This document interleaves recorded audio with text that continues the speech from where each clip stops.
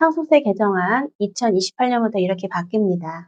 안녕하세요. 수락세무회계 컨설팅입니다. 오늘은 2025년 3월 12일 19일에 기획재정부가 발표한 상속세 개정안을 쉽게 설명해 드리도록 하겠습니다. 특히 인적공제에 해당하는 자녀공제, 배우자공제가 향후 어떻게 바뀌는지, 그로 인해 상속세 계산에 어떤 영향을 미치는지에 대해서 자세히 설명해 드리도록 하겠습니다. 첫 번째로 상속세는 유산취득세 방식으로 바뀝니다. 지금까지는 피상속인, 즉 돌아가신 분의 전체 유산을 기준으로 상속세를 계산했다면 앞으로 상속인들이 취득한 각 상속재산을 기준으로 과세합니다. 기존에는 상속공제도 피상속인 전체의 상속재산에서 공제했지만 개정 후에는 상속인별로 공제를 해줍니다. 상속인별로 상속공제를 해주기 때문에 인적공제가 어떻게 달라지는지 많이 궁금해하실 겁니다. 먼저 자녀 등에 대한 공제 개편에 대해 알아보겠습니다. 지금까지는 기초공제와 추가공제를 합산한 금액과 일괄공제 5억 원 중에서 큰 금액을 공제했습니다. 그러나 앞으로는 기본공제와 추가공제의 두 가지 큰 틀에서 공제가 이루어집니다. 표로 보여드리겠습니다. 일괄공제 5억 원과 기초공제 2억 원은 기본공제로 흡수됩니다. 기본공제는 현행의 추가공제 중 자녀공제로 보시면 좀 더 이해하기 쉬우실 텐데요. 기본공제에서는 상속인 수요자별로 공제액을 규정했습니다. 상속인이 직계존비속, 예를 들어 자녀인 경우에는 공제액이 5억 원이고 현행 일괄공제액만큼 상향했습니다. 기타 상속인, 예를 들어 형제인 경우에는 2억 원으로 기초공제 수준입니다. 수요자인 경우에는 직계존비속인 경우 5천만 원, 기타 친족은 1,000만 원으로 증여공제 수준과 동일하게 설정했습니다.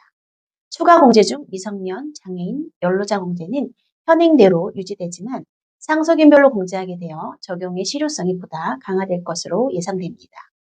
사례를 들어 설명해 드리도록 하겠습니다. 미성년자 자녀 2명이 상속받는 경우입니다. 자녀의 나이는 각각 14세와 9세입니다.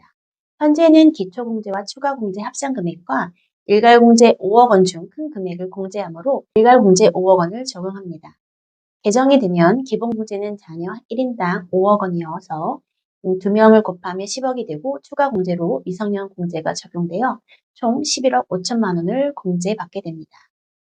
이번에는 배우자 공제에 대해서 살펴보도록 하겠습니다. 배우자 공제는 배우자에게 실제 상속분만큼 공제해주지만 법적 상속분과 30억 중 적은 금액을 최대 한도로 공제해줍니다. 다만 현행법에서는 배우자가 실제 받은 금액과 관계없이 피상속인의 전체 상속재산에서 5억 원을 전액 공제해주는 최소 공제액이 있었습니다. 반면 개정안에는 5억 원의 최소 공제액은 폐지되고 다만 배우자가 받은 상속재산이 10억 원 이하인 경우 법적 상속분과 관계없이 전액 공제해줍니다.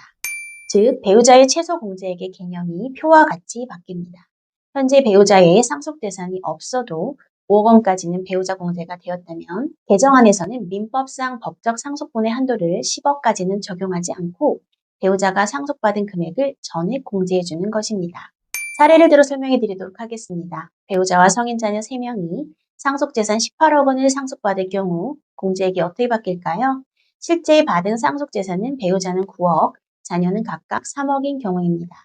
먼저 법적 상속분이 얼마인지 계산해 볼게요.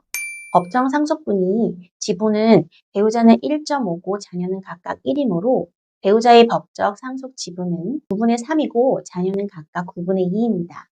배우자의 법정 상속분은 18억 원의 9분의 3은 6억 원입니다.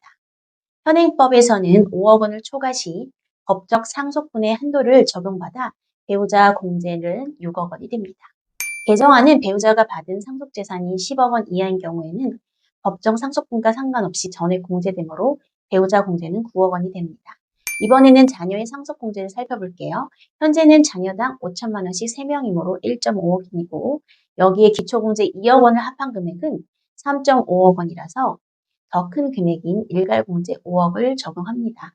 개정안은 자녀가 5억 원을 공제받을 수 있지만 실제 상속재산이 3억 원이므로 각각 3억 원씩 공제를 받게 됩니다. 따라서 상속공제가 현행 11억 원에서 18억 원으로 상향됩니다. 마지막으로 자녀의 수가 적어 상속세가 개정이 되면 오히려 불리한 경우가 있기 때문에 인적공제 최저한액에 대한 법조항이 신설될 예정입니다. 무슨 뜻인지 살펴보도록 하겠습니다.